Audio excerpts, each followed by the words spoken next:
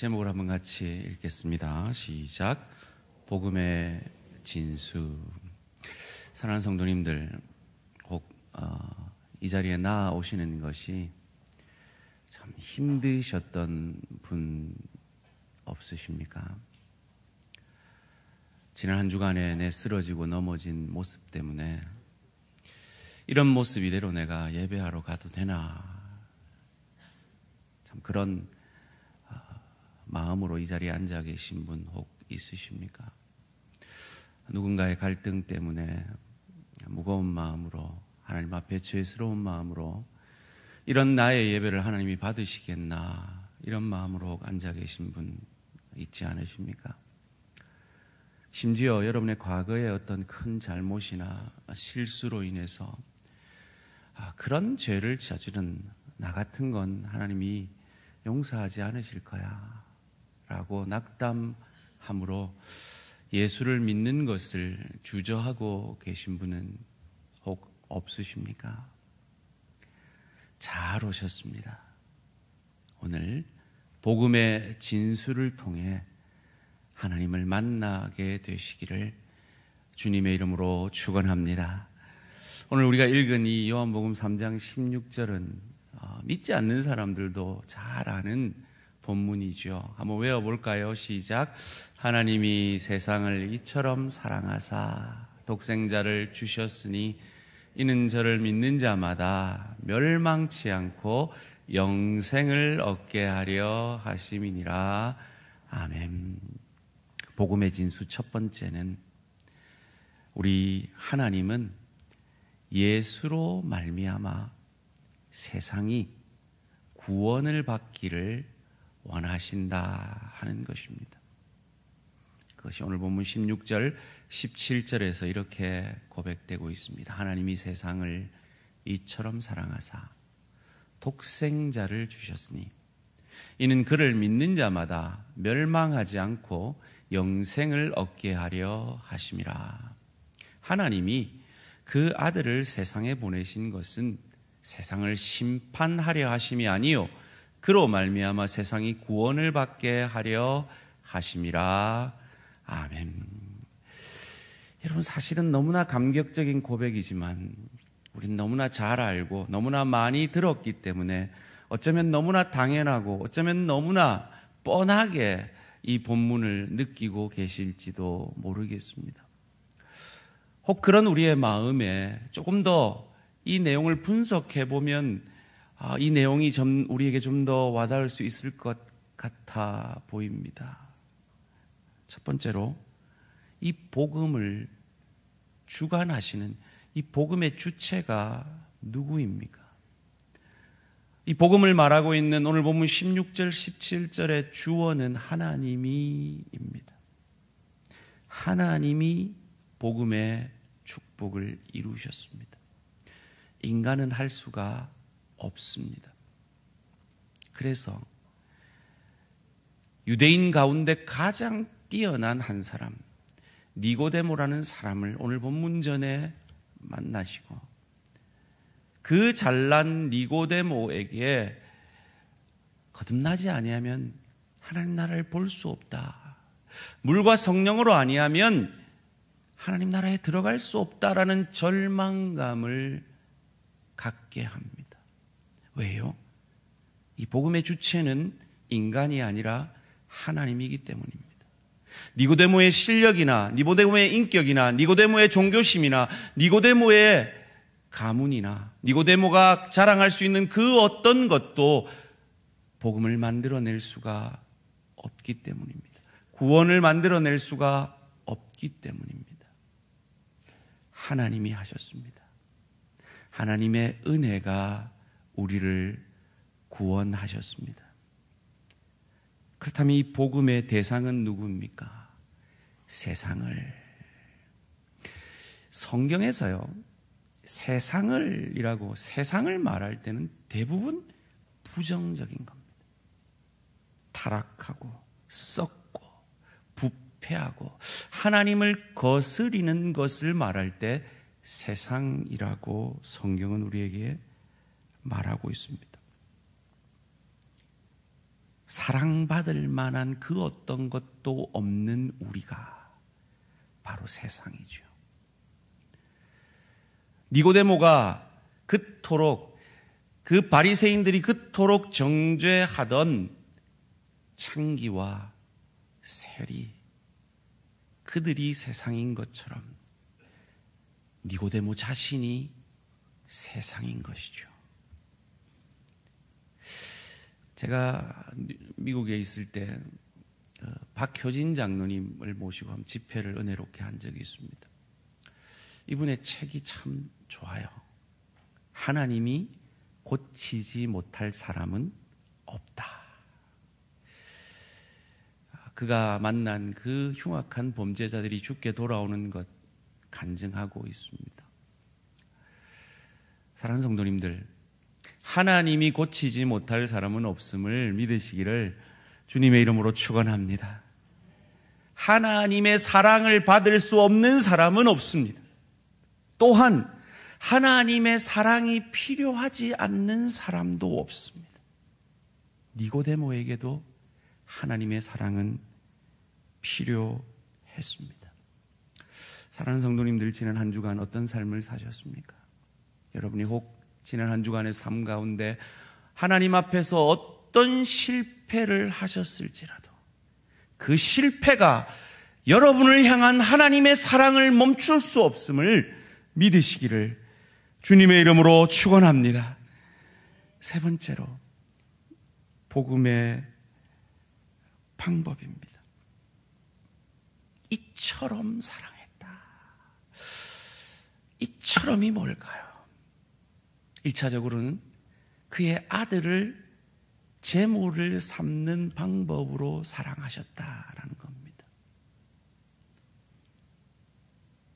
이만큼 아들을 십자가의 제물로 삼으실 그만큼 사랑하셨다라는 것입니다. 사랑하는 성도님들, 하나님이 저와 여러분을 어느 정도 구원하기를 원하시는가 하면요, 십자가상에서 그 하나밖에 없는 아들이 나의 하나님, 나의 하나님, 어찌해서 나를 버리십니까? 라는 그 애끓는 소리를 다 듣고 계신데 그것을 애써 외면하기까지 우리를 사랑하십니다. 왜요? 그 소리를 들으면 저와 여러분을 구원할 수가 없었기 때문입니다. 이 말씀을 묵상하면서 제가 오래전에 여러분께 보여드렸던 한 영상이 또 생각이 났습니다. 여러분 가지고 계시는 이 설교 요약의 그 사이트를 제가 보내드렸으니까 꼭 구역 예배 하시기 전에 꼭 한번 같이 보고 구역 예배를 하시면 좋겠습니다. 이런 내용이죠. 개폐식 다리를 관리하는 한 아빠가 아들과 함께 일터로 옵니다. 전화가 옵니다. 배가 지나가니 다리를 올려주십시오. 다리를 올렸습니다. 그리고 그 배에 집중하고 있는 사이에 멀리서 놀던 아이의 눈에 빨간불임에도 아주 빠른 속도로 그 다리를 향하여 오는 기차를 발견합니다. 아빠에게 손짓을 해봅니다. 아빠는 배를 보느라 아이를 보지 못합니다. 급한 마음에 이 아이가 그 다리를 내리려고 기계실로 갑니다. 아이가 뭘 할 수 있었겠어요? 그 기계실에 빠져버리죠. 그것을 뒤늦게 안 아빠에게는 너무나 잔인한 선택이 앞에 놓이게 됩니다. 그 다리를 내리게 되면 기계실에 빠져있는 그 아들이 죽습니다. 그런데 그 다리를 내리지 않으면 기차 안에 있는 수백 명의 사람이 죽습니다. 그 선택의 기로 앞에 그 아버지는 울며 그 다리를 내리게 됩니다. 그 아들을 붙들고 오열하게 되지요.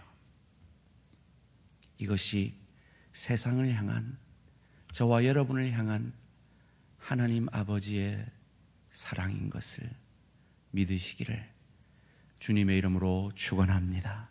두 번째로, 복음의 진수는, 세상 사람들은 이 복음을 오해해서 너희들은 왜 예수 안 믿는다고 우리를 지옥에 보내려 하느냐라고 말하는데, 사실은 그게 아니라 그들이 지옥 가는 건, 그들이 구원받지 못하는 건 예수를 안 믿어서가 아니라 인간은 그냥 가만 놔둬도 지옥행 기차에 타고 있는 구원받지 못하는 죄된 상태이다라는 것입니다.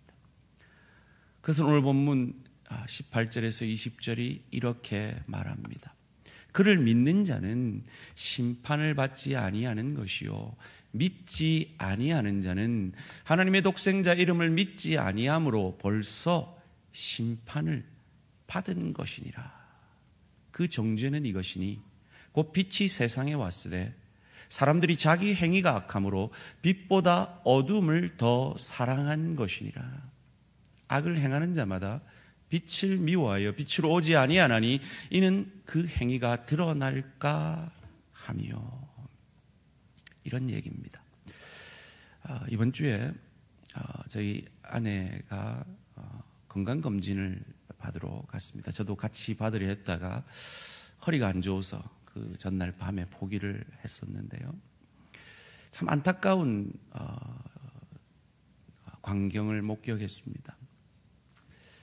최근에 목회자들에게 특별 혜택을 줘서 많은 목회자들이, 그리고 사모님들이 건강검진을 받으러 오셨더라고요. 그런데 한 사모님이 위궤양이 엄청나게 심해서 검사하는 도중에 바로 의사를 만나야 할 지경이었던 거죠.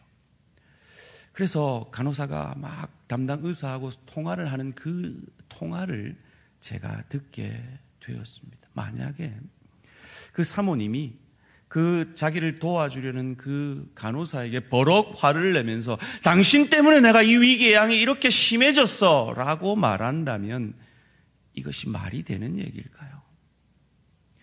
그 사모님에게 의사가 약 처방을 해줬는데 그 약을 먹지 않다가 암으로 가서 그 사모님이 죽는다면 그것이 그 약 처방을 해준 의사의 잘못일까요?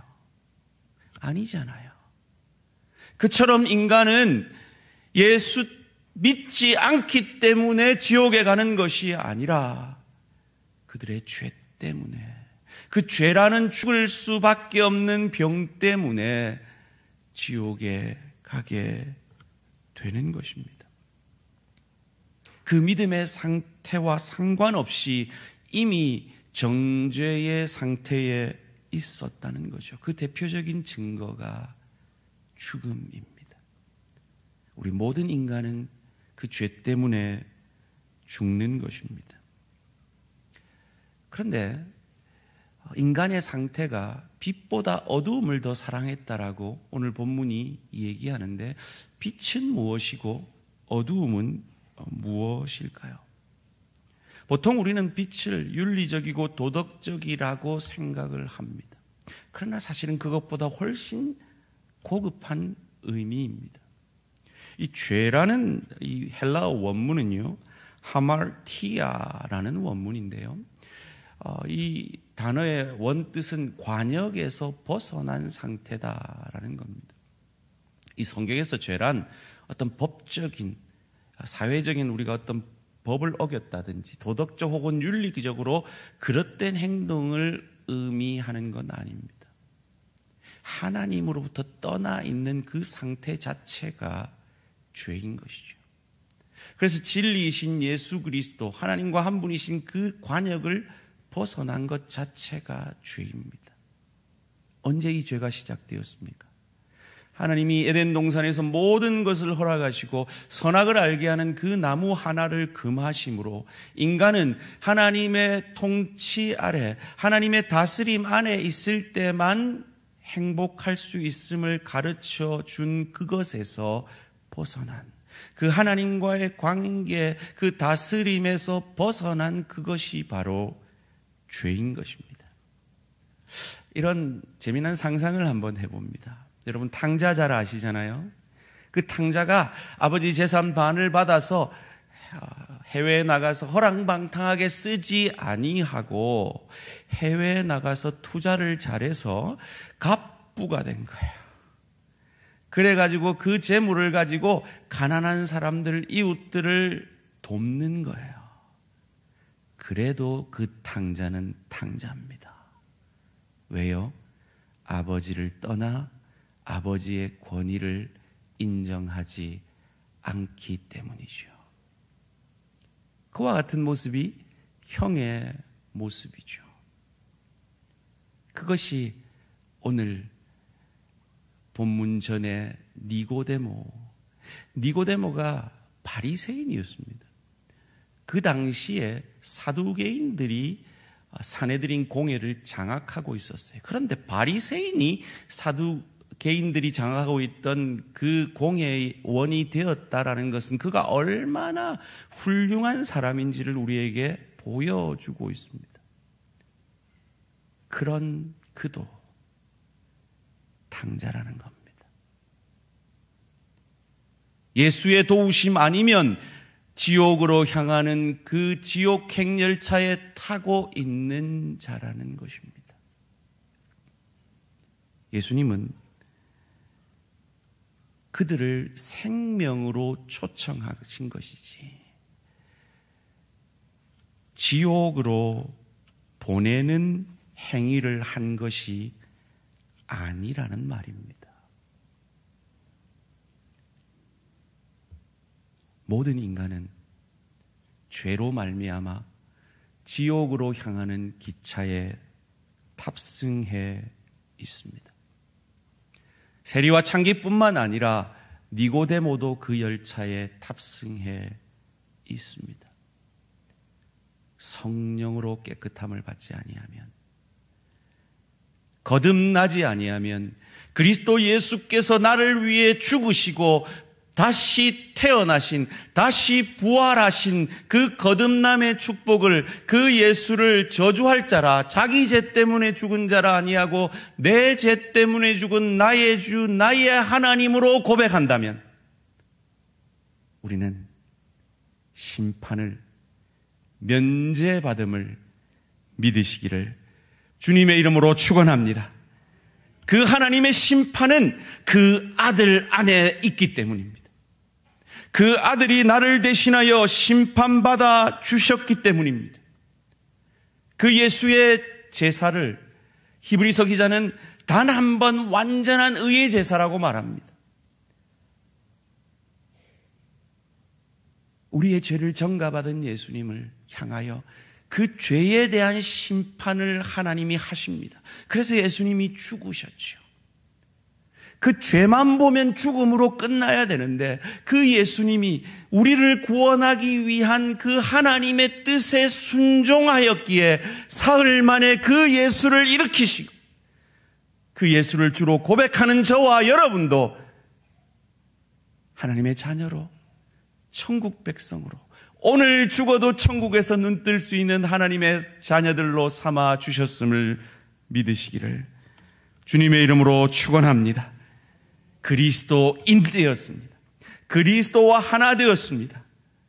주님은 우리를 우리로 보지 않습니다. 내 안에 있는 예수로 보십니다.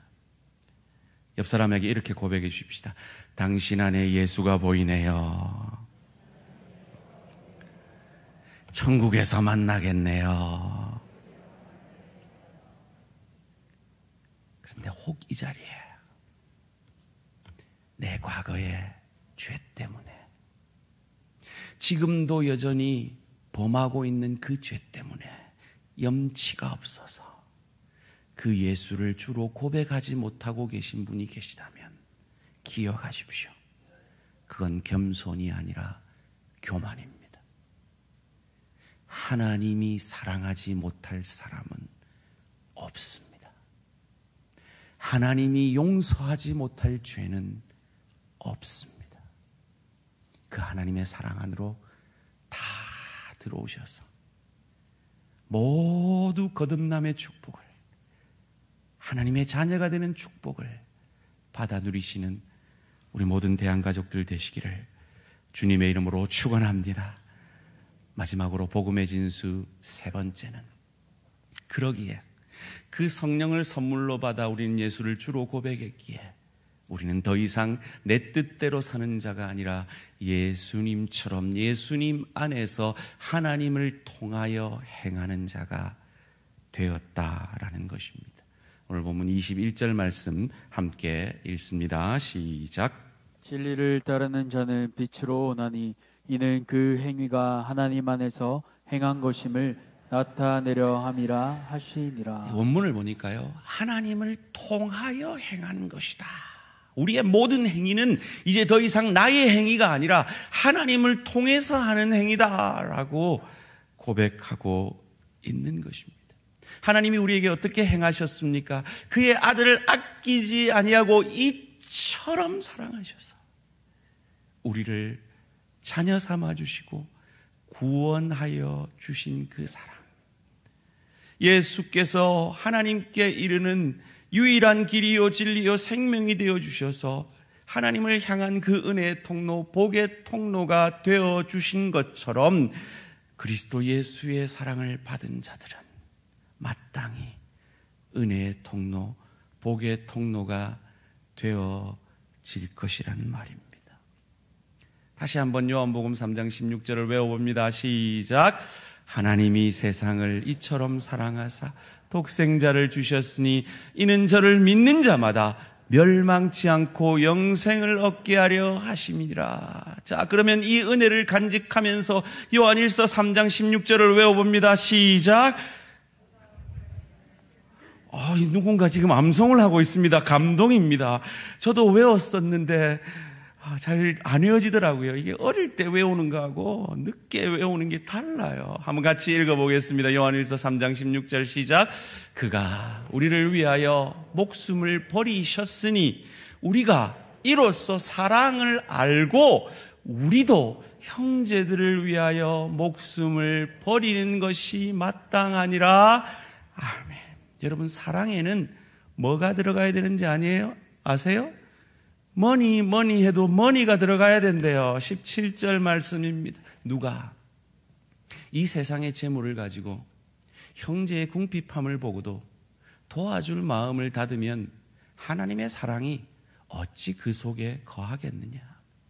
18절 말씀. 자녀들아, 우리가 말과 혀로만 사랑하지 말고 행함과 진실함으로 하자. 왜 우리가 그래야 되는데요? 여러분, 요한복음 3장 16절이 언제 주어졌습니까? 2장 22절에서 예수님이 그를 따르는 무리들도 믿지 않았어요. 왜요? 그들도 곧 변할 거니까요. 제자들도 믿지 않았어요. 왜요? 그들도 예수를 버리고 도망갈 거니까요. 그리고 유대인 중에 가장 잘났다는 니고데모가 거듭나려면 엄마 뱃속에 다시 들어가야 됩니까? 이런 어리석은 말을 하는 구원의 구자도 모르는 저와 여러분, 우리가 아직 죄인 되었을 때, 원수 되었을 그때에 하나님이 세상을 이처럼 사랑하사 독생자를 주셨으니 이는 저를 믿는 자마다 내가 받아야 되는 그 멸망을 받지 아니하고 영생을 얻게 하려 하심이라고 고백해 주고 계시기 때문입니다. 그러기에 우리가 이 사랑을 받았으니 우리도 형제들을 위하여 예수님처럼 목숨을 버리는 것이, 내가 죽어짐으로 내 아내가 행복해지고 내 남편이 행복해지고 내 부모가 복되어지고 내 자녀가 유익을 얻고, 내가 죽어짐으로 내 동료에게 이 복음의 은혜가 전해지며, 내가 죽어짐으로 주의 교회가 평안하고 주의 교회가 평안하여 든든히 서가며 내 지체가 유익을 얻게 되어지는 거기까지 자라가는 것이 복음의 능력인 것입니다. 우리는 보통 복음의 진수를 1번, 2번만 좋아합니다. 3번으로 가면 우리는 부끄러워지죠. 부담스러워집니다. 그렇습니다. 우리는 다 지난 한 주간도 거기에 넘어졌습니다.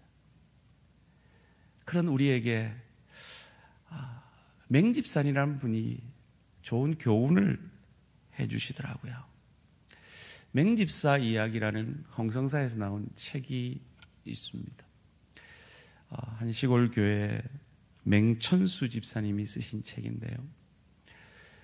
그 책 가운데 이런 에피소드가 있습니다.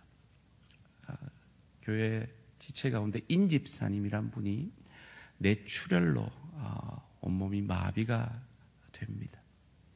스스로는 예배 자리에 나올 수 없게 된 것이죠. 그런데 하나님께서 이맹 집사님에게 감동을 주셔서 네가 인집사를 도와라 하는 마음을 주시더래요. 그래서 하나님 앞에 그렇게 기도했답니다. 하나님, 휠체어만 보내주시면 제가 인집사님을 예배 자리로 인도하겠습니다. 그걸 아시고 교회가 휠체어를 사준 거예요. 그래서 이제 매 예배 때마다 그 멀리 인집사님 집에 가서 인집사님을 태우고 그 휠체어로 교회를 와서 예배를 드립니다. 온 교회 교인들이 칭송하죠. 맹집사는 천사야. 우쭐해집니다. 그런데 그것이 시간이 지나니까 엄청난 부담이 됩니다. 슬슬 귀찮아지기 시작합니다. 어느 수요일 저녁 수요 예배, 그게 또 비 오는 수요일 저녁 예배. 여러분, 예수님이 언제 오실 가능성이 많은가 아시죠? 수요일 비 오는 저녁 예배 때 오실 가능성이 많다고 우리 아버지가 예언해 주셨어요. 그때 이 인집사님을 태우고 오는데 진흙탕에 빠져가지고 그 바퀴가 빠져서 정말 온 몸이 땀과 비와 진흙으로 물들어서 예배가 거의 끝날 때쯤 교회를 온 거예요. 분노가 일어났습니다. 오는 길에 한마디도 인집사님에게 대화하지 아니하고, 내가 왜 이 일을 해야 되는데, 내가 왜 용서해야 되는데, 내가 왜 사랑해야 되는데, 내가 왜 헌신해야 되는데, 이런 마음이 우리에게 가정에서, 일터에서, 주의교회에서 드는 때가 있는 것처럼 인집사님에게 그런 마음이 든 거예요. 그 비 오는 날 한마디 하지 않고 다시 인집사님을 집으로 데려다 줍니다. 주일이 다가오는 게 싫은 거예요. 그런데 교인들의 눈이 있는데 어쩔 수 없이 주일날 가서 인집사님을 데리고 옵니다. 오는 길에 한마디 하지 않고 인집사님을 예배당에 넣어주고 예배당에 들어가는데 못 들어가겠는 거예요. 이런 내가 무슨 예배를 드리나, 이런 내가 무슨 그리스도인인가 자책감이 드는 거예요. 그때 잠시 멈추어서 예배당 안에서 기도를 합니다. 그리고 하나님께서 이맹 집사님에게 이런 감동을 주셨다고 합니다. 그렇다. 나는 지금 예배당 안으로 들어가는 것이 아니다. 예수님 안으로, 하나님의 사랑 속으로 들어가는 것이다. 그가 이렇게 고백할 수 있는 것은 하나님이 이만큼 그를 사랑해 주셨기 때문입니다. 사랑하는 성도님들, 여러분은 어디에 들어오셨습니까? 대양교회 예배실 2층에 들어오셨습니까? 3층에 들어오셨습니까? 여러분이 그것으로 끝이라면 여러분은 결코 여러분의 심령의 상처와 고통, 죄의 문제를 해결받으실 수 없습니다. 그러나 두 팔을 벌리시고 그런 너라도 나는 사랑한다,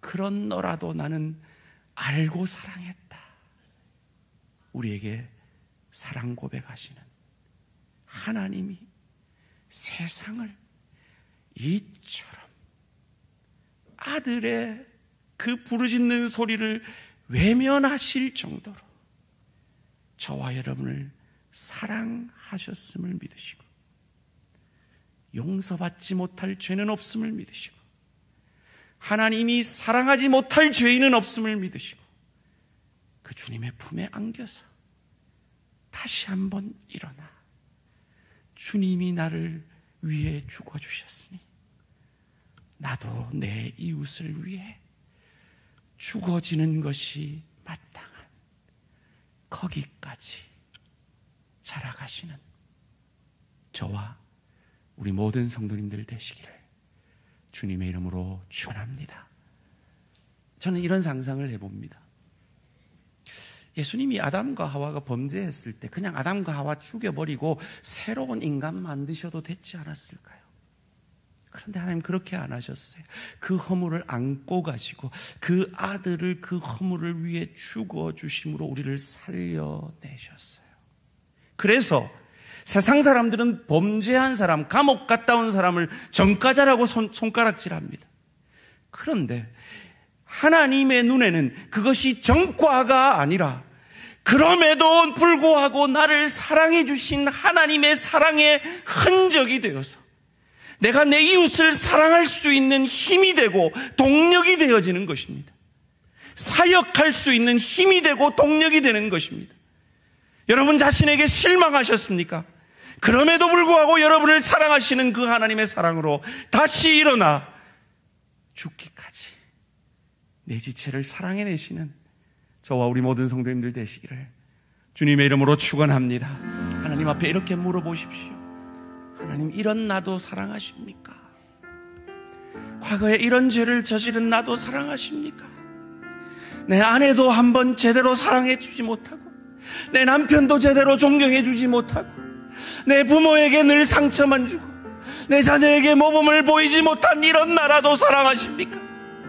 세상에 나아가서 그리스도인의 향기로 살지 못했던 이런 나도 사랑하십니까? 주의 교회를 섬기는 목사라고 하면서 장로라고 하면서 권사라고 집사라고 하면서 이렇게 못난 나도 사랑하십니까? 물어보십시오. 하나님 답하실 겁니다. 그래, 사랑한다. 그런 너도 사랑한다. 너도 그 사랑으로 내 지체를 사랑해 주지 않겠느냐? 내 남편을, 내 아내를, 내 부모를, 내 자녀를, 내 동료를, 내 지체를 사랑해 주지 않겠느냐? 우리에게 말씀하실 겁니다. 하나님, 이런 나도 사랑하시는 주님의 사랑으로 가정으로 일터로 나아가겠습니다. 주의 성령으로 충만하여 이 한 주간도 주를 대신하여 사역하게 하시옵소서. 주여, 한번 부르고 결단에 찾아 기도드립니다. 주여.